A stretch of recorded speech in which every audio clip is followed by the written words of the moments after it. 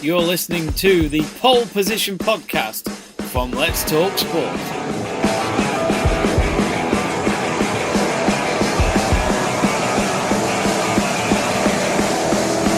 Lights out, away we go! Get in there, Lewis. Yeah. Champion of the world. Lewis Hamilton is the most successful British F1 driver of all time after sealing his 4th World Championship in Mexico. Simply lovely. Oh, simply right. Myself, Jamie Davies, Dan Middleton and Jack Price reflect on the Mexican Grand Prix. Stay tuned for the Pole Position Podcast. Thank you guys so much.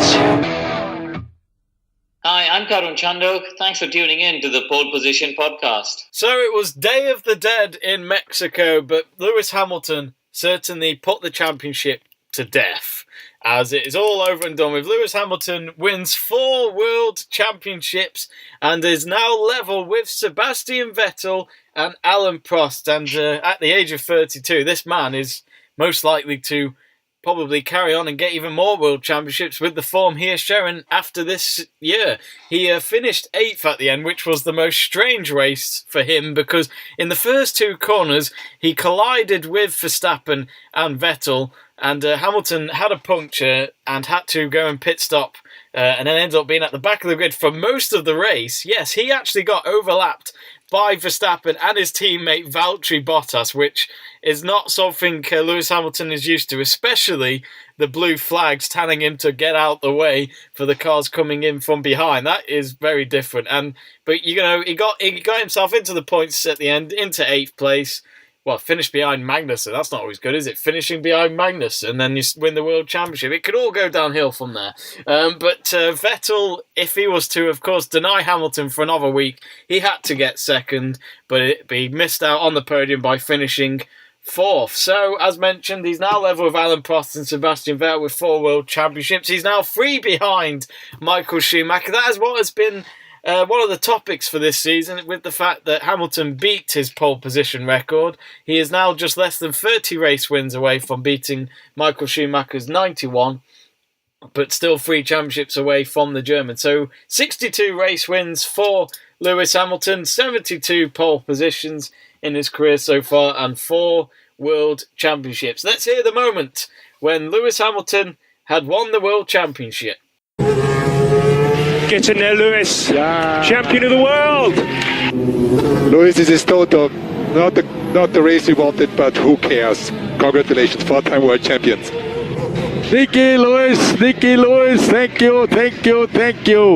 4 times, thank you. Still I rise. I think just don't give up. To never give up. And I was going back to when my dad put me in the boxing ring when I was younger, and this kid beat the crap out of me. My nose was bleeding, and I didn't want to go back in. And it felt very, very similar to turn 3 today. I got the puncture.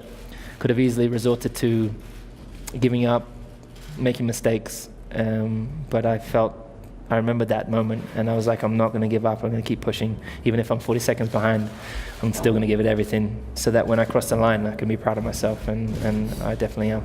You know, the way I've prepared this year is, contrary to what people may think, training on your own. No one can train on their own. That's what people would say.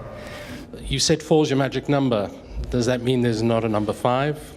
Actually, 44 is my magic number, but I'm going to be here a long time to get 44 championships. I think first and foremost, we all know how exceptional Michael was, and his records have lasted for so long, and he will always be. I mean, there's one particular record I think which is going to be very hard for anyone to catch, but I don't set each year. I don't set a goal to make records. I have a goal of somehow, there's improving certain areas that you feel that you could be better. I will continue to race while I love it. I've really, as I said, I've enjoyed it this year more than ever. And so the balance is, I can't come back to Formula 1. So there's going to be a point in which, okay, I've had enough. I've already been blessed and had such a wonderful time here in these 10 years. Hopefully, I have earned my place here, and going to continue to, whilst I'm at my best, continue to try and I want to go out on top. So that's my goal. Obviously, each year could do the easy thing like obviously Nico did, which is just stop and retreat with these 4 titles. But I think there's more in me. I think there's more to come. There's more of a challenge. There's harder times ahead, and I like that. I love that. That's challenging, and it'd be so boring without it.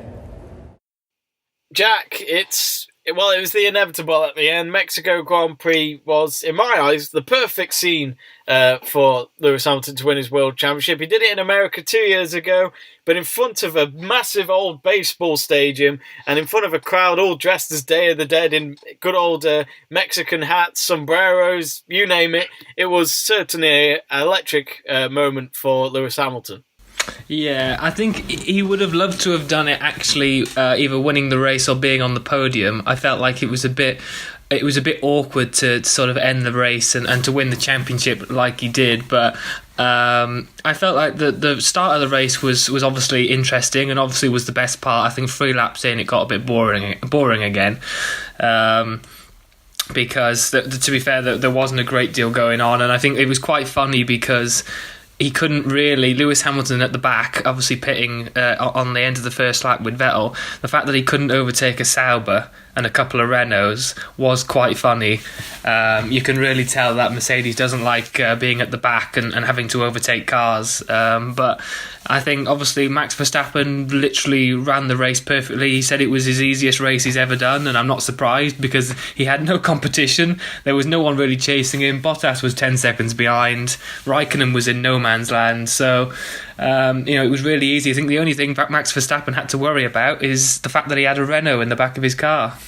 Yes, yeah, of course. We'll talk about what happened to the Renault cars later on in the show. Dan, for Lewis Hamilton, he at one moment at the start of the race, it looked like he was going to go out as a DNF, and he hasn't actually. He's actually been able to finish every lap this season. So that consistent record just shows how important it is to get that 4th World Championship. Yeah, consistency is key, Jamie, and that's the thing in any sport. If you get into a run of form, if the car's right week in, week out, you become more confident in the car. You become more confident as a driver, and this season's been very, very good. Not just for Lewis Hamilton, but for Mercedes. I think both cars have been really good. I mean, even Bottas getting second. I know there wasn't much competition as such throughout the race, but Bottas still managed the second without Hamilton up there. So it was a good weekend really for Mercedes, and it has been all season. But one thing I will point out, I'm just looking at some of the lap times, and Lewis Hamilton clocked a 1:19, and people around him were clocking 1:20, 1:21. So it's not like he was slow either. He was really pushing back up the pack. So maybe 10, 15 laps more. I think Hamilton probably might have got top 5 at least. So he was going a lot quicker, but that Mercedes car has been fantastic all year, and Lewis Hamilton is a thoroughly deserved champion. It was funny because last year Hamilton missed out on a 4th World Championship in Abu Dhabi as he finished second and Nico Rosberg won the race, which was enough to get him his first ever World Championship. He, of course, then retired just a week after that big celebration, and it was only a few minutes after the race yesterday where Nico Rosberg, if you've noticed, he's now got a YouTube channel where he does his own vlogs for wherever he is. He's either on a plane somewhere, private jet, not with normal people, obviously, because he's got the money to do that. But he was actually, looked like he was on his sofa at home somewhere in Germany or in Monaco or wherever he lives, I don't know. He was sending a message out to Lewis Hamilton to congratulate him on YouTube, and this is what he had to say. To begin with, Lewis, congrats. Really awesome performance this year and really well-deserved 4th championship. Very, very impressive, of course. Yeah, and I hope you all enjoyed the race today. I definitely did. And what a season it's been also overall. The battle Mercedes-Ferrari with Red Bull in the mix, perfect, I think. And also then Lewis versus Seb has been exciting, and everybody else who came in the mix from time to time. And then, of course, also big congrats to Mercedes because... really incredible job what you've done across this massive regulation change, having to completely start from scratch and then to again dominate like that, especially now towards the end of the season. I think that is very, very impressive. I don't know about you lads, but is this Nico Rosberg trying to get forgiveness back from Hamilton? Is there such a thing with those two? There's too much water under the bridge. I remember a video. When he was at the Japanese Grand Prix, Nico, for Sky Sports, and they both just walked past right each other in the video, and they just didn't even look at each other. Hamilton didn't even say hello and welcome or whatever. It's good to see you back. Let's be honest. Hamilton couldn't give two rats about Nico Rosberg at this point. He's won 4 world championships, and Hamilton's proved that. Some people may disagree, but I think Hamilton's Britain's best ever driver in Formula 1 now. I think he's cemented that place at the top with this championship win. Of course, Jack begged to differ before we came on, stating that Jolyon Palmer was definitely up there. So, we'll leave that one to the comment section. But I think Hamilton's been brilliant for the sport. I think he's really, really... he's put the sport on the map a lot more. I think it was already competitive with Schumacher, Barrichello, whoever. But Hamilton, in the past sort of few years, has really, really took it to another level. And everybody wants to watch Lewis Hamilton drive. That's the big draw now. So he's been brilliant for the sport, and again, a thoroughly deserved champion. Dan, sorry, Jack, actually, I was going to ask you, there's a few... Obviously, the media likes to talk about now what next for Hamilton, especially next year. They're obviously comparing him to Michael Schumacher. Lewis Hamilton has said he finds it absolutely crazy that he's actually getting close to his records. Could you see this happening for him? Could he beat at least his race wins or the World Championships of 7?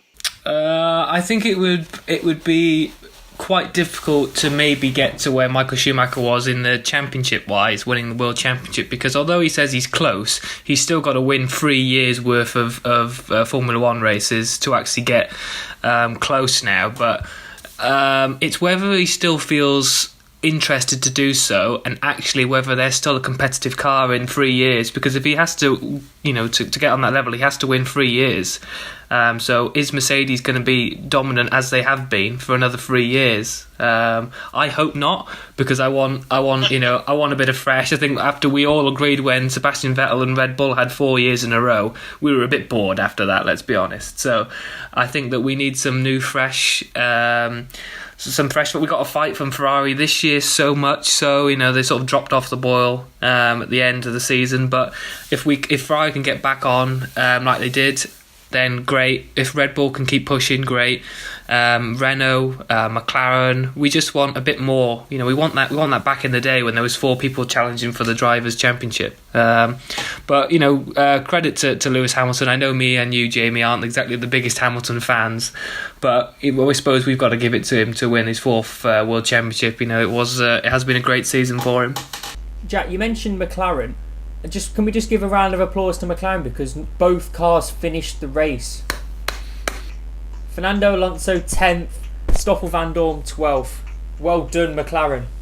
Yeah, well, I thought it was quite funny because they were talking about Fernando and how he was fighting off with Lewis, and I had to laugh because I know it's down at the back and it's for like 9th and 10th, but both of them were really challenging for that position. It was like it was for 2nd and 1st. They were really pushing, and Fernando wasn't letting him past. It was the widest McLaren I've seen in so long. He was just like making sure Lewis couldn't get past. But once the McLaren had lost DRS, it was sort of easy to get past it. But I'm hoping for a good challenge. I think Fernando actually looks a bit more happy. I think he looks a lot happier now, knowing that Honda are disappearing and Renault are coming into the sport next year for them. So hopefully McLaren can push. He says they've got the best chassis on the grid.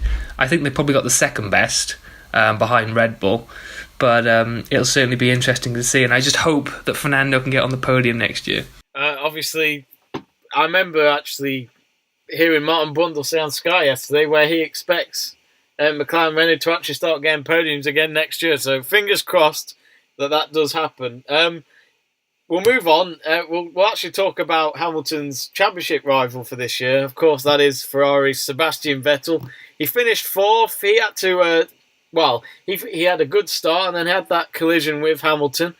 And then sadly for him, just when we thought Hamilton was only going to be the one at the back, Vettel had to go for pit stop as well. But with his Ferrari, he was able to overtake the cars a lot easier in front of him. And Vettel's proved to do that quite a few times in his career, whether it's been at Red Bull or Ferrari compared to Hamilton yesterday when he was behind Carlos Sainz for a very long time. But as expected, Vettel wasn't a very happy German after the race. He had Lewis Hamilton actually going up to him during his interview with Sky, Hamilton congratulating him for his efforts and Vettel doing the same back, saying, "Well done, you're now level with me," which I guess some people do forget. But he needed at least second to deny the championship for another week, but it was inevitable. But every athlete, every competitor, they're always determined to do their best, whether it's on the track or in any field of sport. But let's hear what Sebastian Vettel had to say after the Mexico race. Yeah, but still, it's disappointing, obviously. But it's not that important. You know, what we have done today is more important, obviously, what Lewis has done, and he's done a superb job all year round and deserves to win the title. So congratulations to him, and you know, it's not about anybody else today, it's about him, and it's his day. Can I ask you then, he's got 4 titles as well now as you. Is he on a par with you now? Yeah, if you can count, then yes. Well, I don't fear him. I like racing with him, but obviously I would have liked a little bit more of that this year. But overall, you know, they were just the better bunch. I don't remember your question. I was just asking if there's anything you would have done differently this year, if there are any regrets at all. What does it matter now?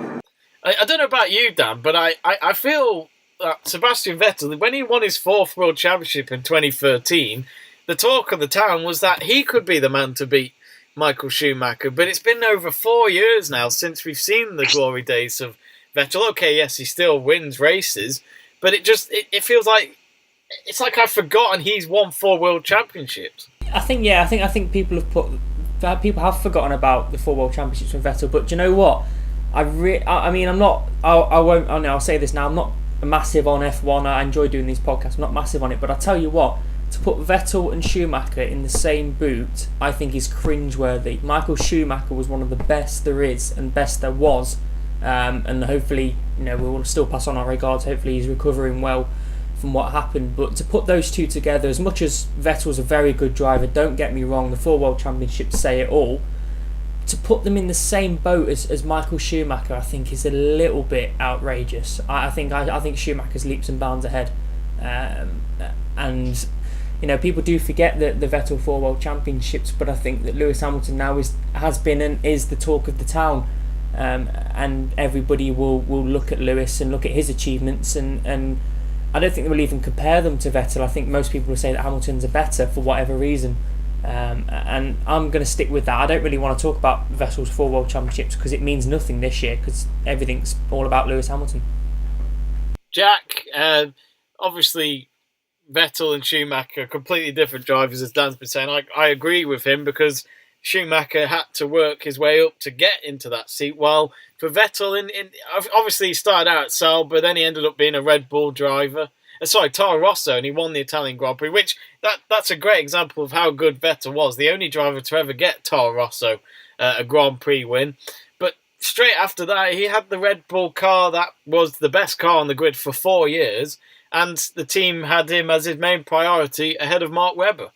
Yeah, well, I think that was pretty easy. I mean, I think them especially after he'd won his first World Championship at Red Bull, I think, you know, it was definitely he was the main one, and obviously it was all every time there was a new part, he'd always get it. And I think there was even one, was it the British Grand Prix at some point, when Mark Webber actually had a part taken off his car because Vettel had broke his, and they took it off Webber's and put it on Vettel's. And I think that's all obviously summed up how Red Bull were working it back then. But I think for Sebastian Vettel now, I think he is happy with, obviously he'll be happy with 4 World Championships, but I think he now needs to win a Drivers' Championship at Ferrari. And I think once he's done that, and if he does that, he'll probably retire, because he's always wanted a race for Ferrari. Obviously, being a German, he wanted to sort of be like Michael Schumacher and be like his hero, driving for the Red Scuderia. But I think if he does win a World Championship there, he probably would retire after that, because is it ever going to get better for him? Probably not. Surely Vettel may look at Fernando Alonso and think, I do not want to fall into his path, where you are a talented driver. You're already a world champion before he moved to Ferrari, just like Alonso.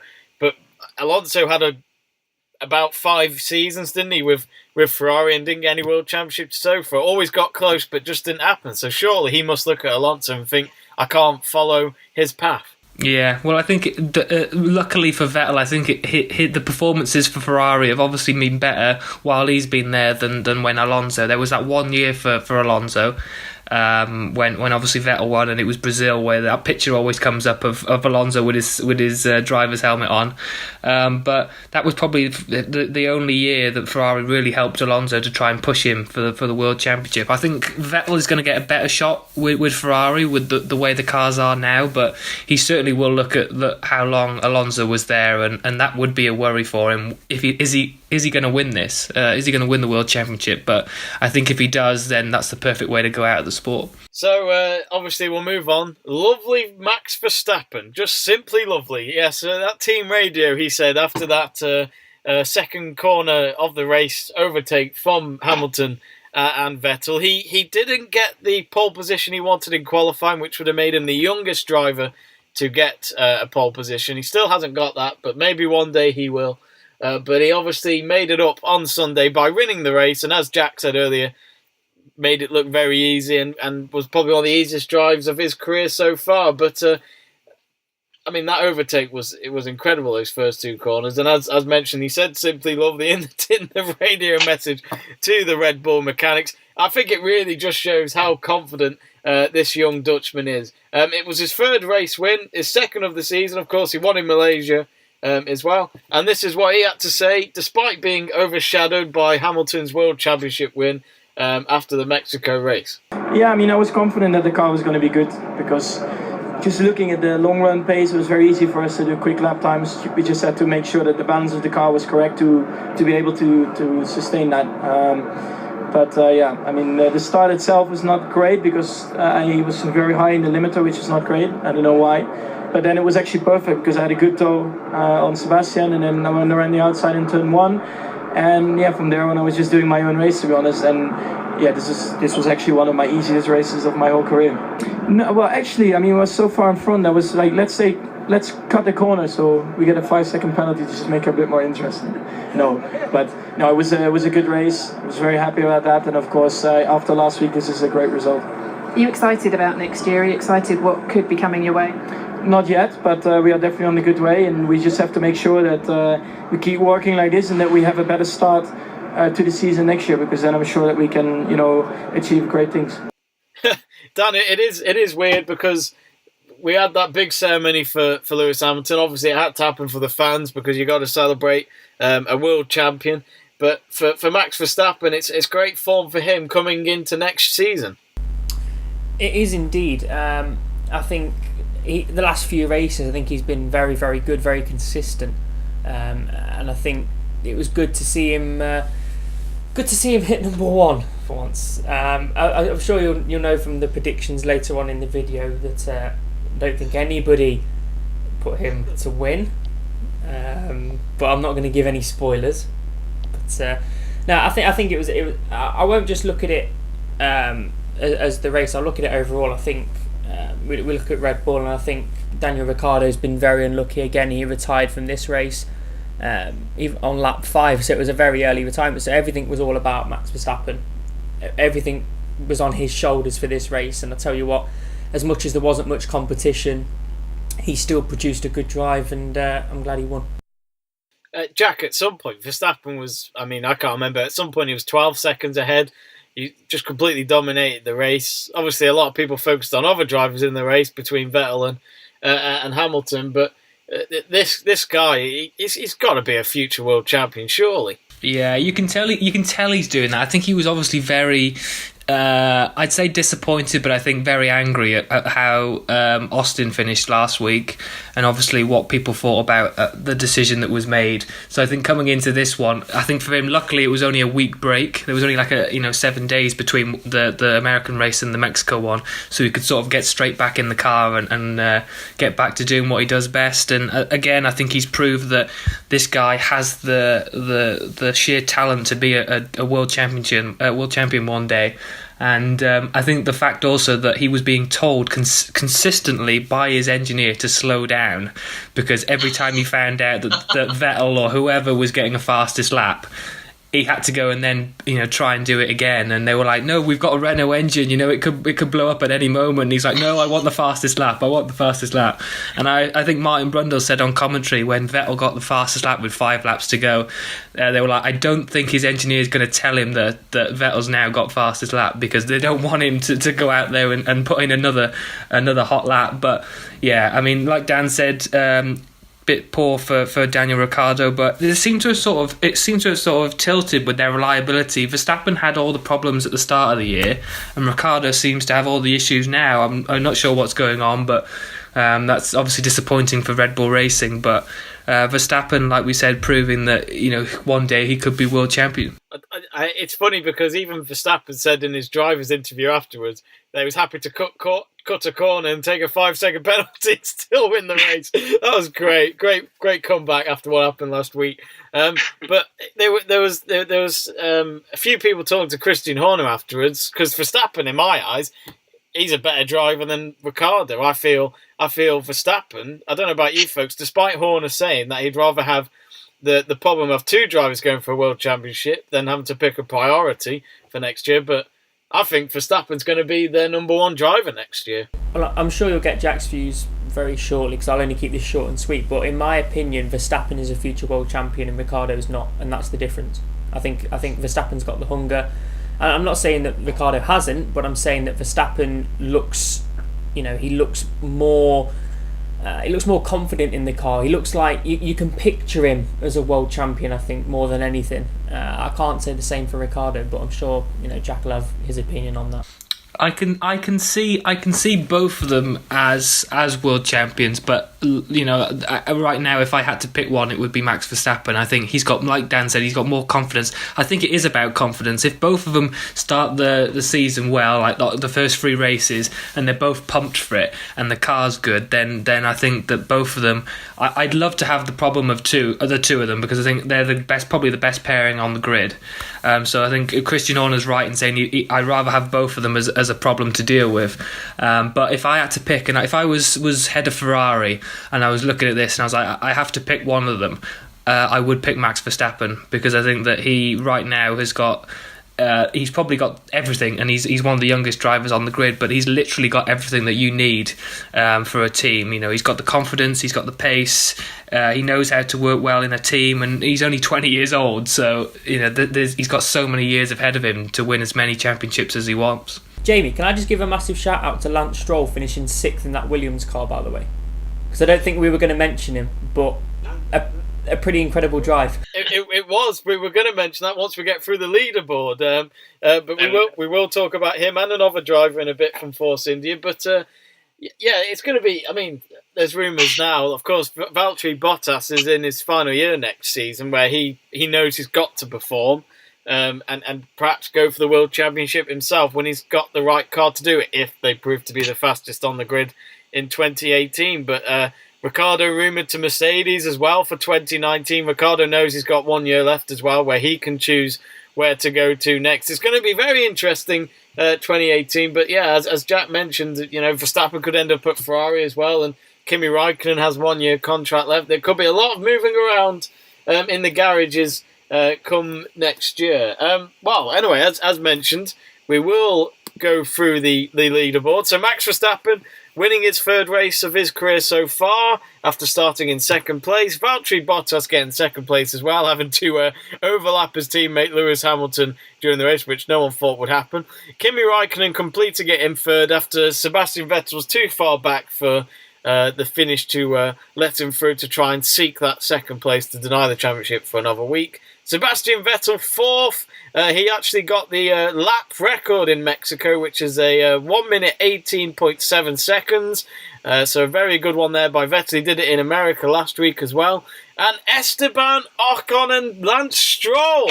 Force India's form has just continued, hasn't it? Lance Stroll as well with a great finish in 6th for Williams. And at one point as well, Esteban Ocon was in 3rd place on the podium positions and gave it a really good go. And that has sealed Force India's 4th position in the Constructors' Championship. We'll talk about them in a minute, but let's get their reactions from the race.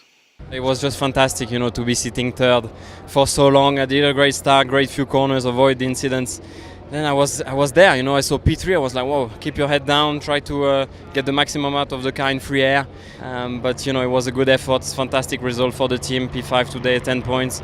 Also great result from Sergio coming from P10, so really strong day for Force India. It was a great race. The whole race was very well controlled right from the beginning.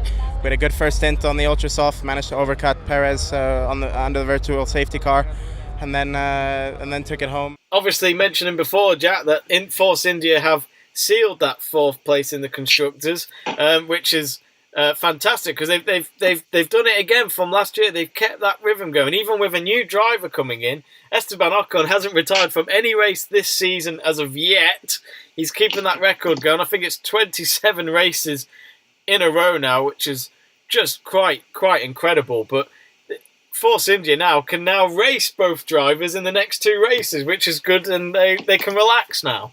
Yeah, they'll probably both crash out in Brazil, but just when their friendship was getting ever better. The gloves are off now.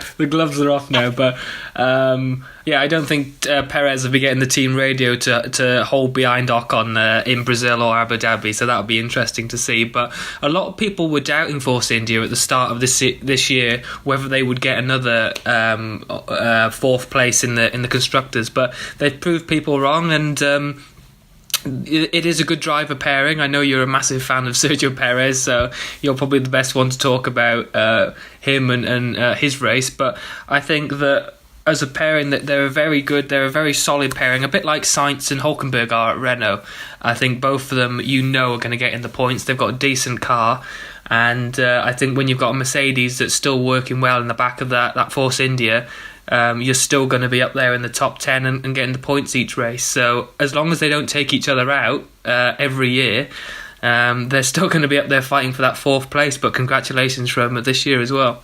Dan, your thoughts on Force India? Because to get 4th again, to just be behind Mercedes, Ferrari and Red Bull just shows how serious they are.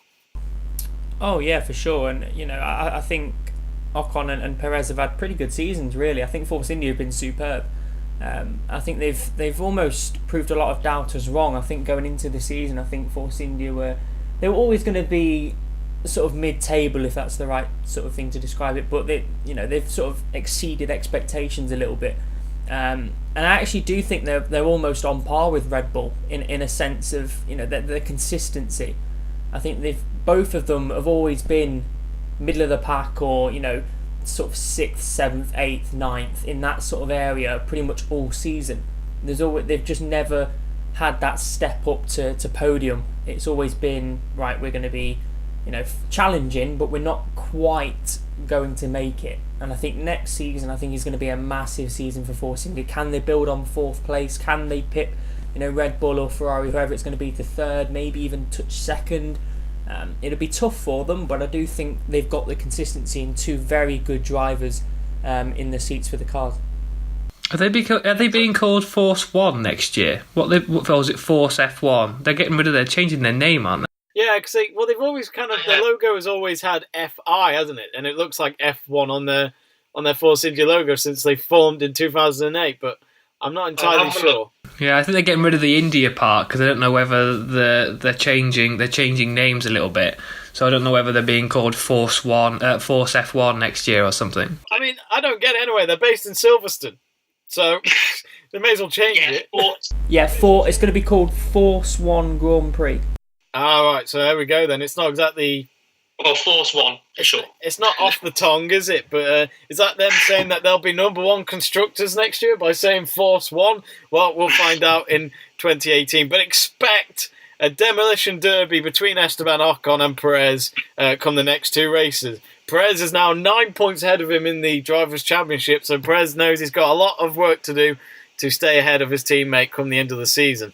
As mentioned, Lance Stroll 6th, Sergio Perez 7th, Kevin Magnussen, the bad boy out the lot, he gets 8th ahead of Lewis Hamilton. Hamilton was right on his tail to the end of the race. Hamilton in ninth, not the position you want when you're securing a world championship. Fernando Alonso getting the last point out of the top 10 in 10th, which is good for McLaren. Before we say goodbye to Honda, I bet Alonso cannot wait for those days. I bet he's been counting the days for when Honda leave the Woking Technology Centre. Felipe Massa 11th, Stoffel Van Dorn 12th, Pierre Gasly after his comeback, after he could not compete in Super Formula, pretty much kicking out Daniel Kvyat in the process. And isn't it funny as well, here's a fact, that every time Daniel Kvyat has been demoted or kicked out of F1, Max Verstappen has won a race. Happened in Spain 2016 when that was Verstappen's first ever Red Bull race.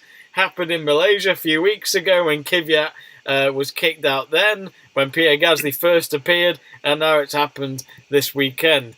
Pascal Wehrlein 14th and Romain Grosjean 15th. And then the retirements, there's 5 retirements, and there's a lot of Renault teams with this one. Carlos Sainz for Renault, Marcus Ericsson for Sauber, who was in the points at one point, but sadly had to bow out on the 55th lap.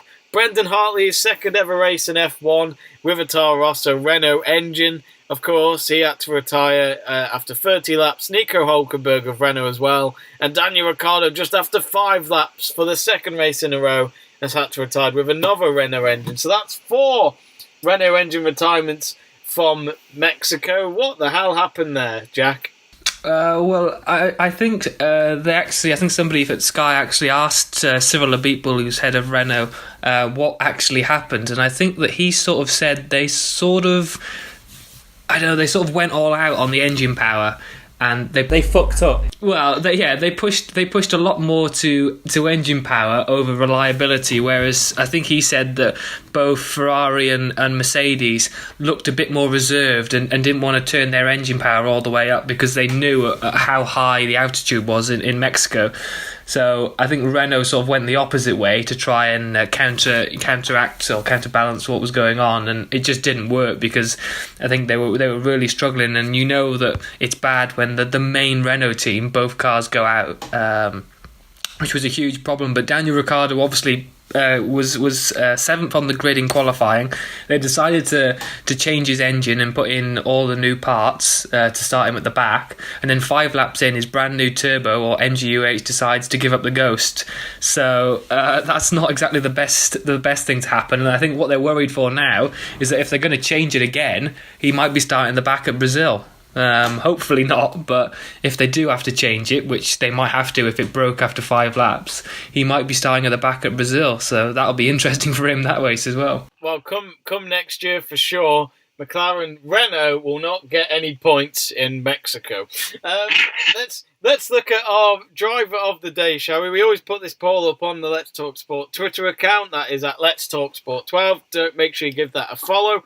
And we asked for your driver of the day for the Mexican Grand Prix. And as expected, as he always has done this season, Max Verstappen gets another award for driver of the day. 74% for him, 17% for Seb Vettel, 6% for Esteban Ocon, and only the 2% for Lance Stroll. So thank you very much for voting. We'll, of course, as always, for the next Grand Prix, put votes out there for who you think's going to win, and, of course, our driver of the day. But if we had an award for driver of the day, it's going to Max Verstappen. We may as well send it to his house right now somewhere in Holland. Anyway, we must, before we wrap up, it's that time again.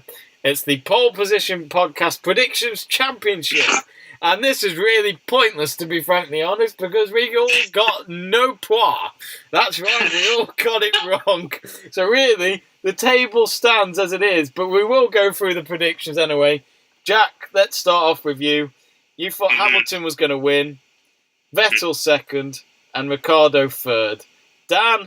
It was actually quite funny before you changed it. I was looking at it and it was like the 10th lap, and I was like, well, I'm sort of shot myself in the foot here. Hamilton's at the back, Vettel's only 2 places ahead of him, and Ricciardo's out. So this is going well. Dan, it's time to move on to you. Hamilton first, Max Verstappen second. If only you swapped them two. And Vettel third. Yeah, close, but no cigar, unfortunately. Harry, who's unfortunately not here with us today, he predicted Vettel to win, Hamilton second and Verstappen third. And now let's come on to me, because this is where I kind of screwed up. I was telling Dan, Jack doesn't know this, but I was telling Dan before we started recording that I remembered who I predicted to win, but I forgot who I predicted for second and third. So I had to have the default setting in which I said Vettel to win, but then Pascal Wehrlein second and Sergio Perez third. So sadly, I didn't get any points either. So as the table, it stays as it is with just 2 races to go. Harry is on the verge of winning a championship in predicting F1, which is 52 points for him. 10 points behind us, Dan Middleton. Then I'm third with 34 points. I'm 8 behind Dan. I'll get you. I'm going to get you. And then Jack stays at the bottom of the table, as he has done all season, like a Sauber, with 20 points. Cheers. As I get bad signs from everyone on Skype that I can't repeat of what they just showed to me, I'm going to have to wrap up. So thank you very much for listening to another Pole Position podcast. Remember, of course, we will be doing F3 Grand Prix as always. Brazil is next in a couple of weeks' time. The championship may be over, but there's still a lot of money up for grabs for those constructors in the Constructors' Championship. So a couple of interesting races ahead. Remember, of course, we've got a Karen Chandok Q&A coming up this week where I've asked your fans questions to the ex-F1 driver and see what he had to say to them. So make sure you don't miss that on the Let's Talk Sport YouTube channel. And then, of course, keep an eye out for any more videos by liking, sharing and subscribing to the Let's Talk Sport YouTube channel. So Lewis Hamilton is the most successful British driver of all time. What's ahead of him in his future of F1? We'll find out. But thank you very much for watching.